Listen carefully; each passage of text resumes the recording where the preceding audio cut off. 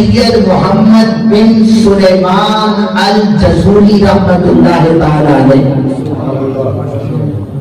آپ نے کتاب لکھی ہے دلائل الخیرات فی ذکر الصلاۃ علی النبی المختار۔ اس میں آپ نے لکھا ہے میں ایک دفعہ سفر کے لیے نکلا تو جنگل میں نماز کا وقت آ گیا، میں اپنی منزل پر ابھی پہنچا نہ تھا،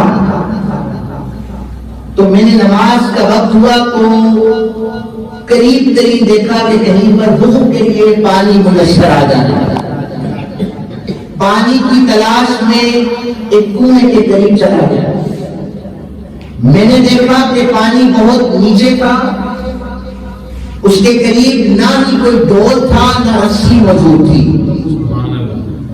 میں پریشان ہو گیا کہ وضو بھی کرنا ہے، نماز کا وقت نہ نکل جائے،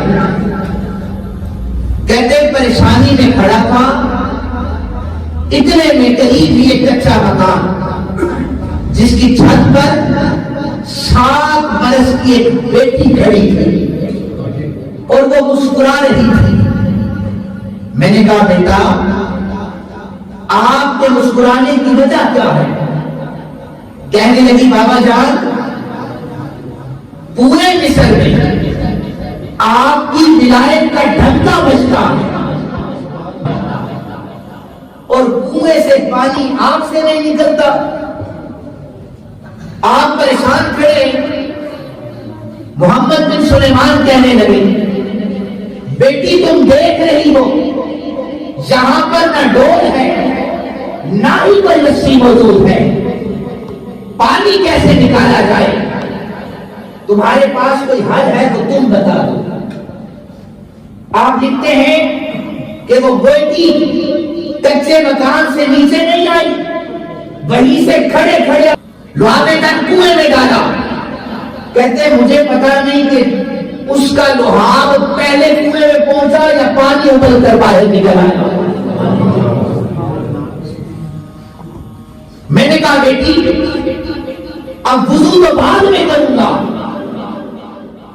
پہلے مجھے یہ بتا تو ایسا کون سا عمل کرتی ہے اللہ کی یہ نعمت تیرے تابع ہو گئی ہے؟ وہ کہنے لگی بابا جان اور تو کچھ نہیں پتا، لیکن جب سورج طلوع ہوتا ہے میں اور میری اماں بیٹھ کر آمنہ کے لال جناب محمد رسول اللہ پر درود و سلام پڑھتی ہے۔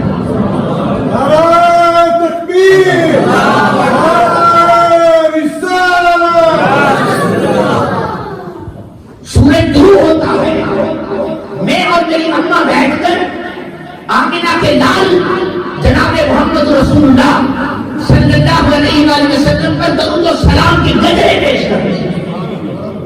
یہ درود کی برکتیں ہیں کہ اللہ نے ان نعمتوں کو ہمارے تابع بنا دیا ہے۔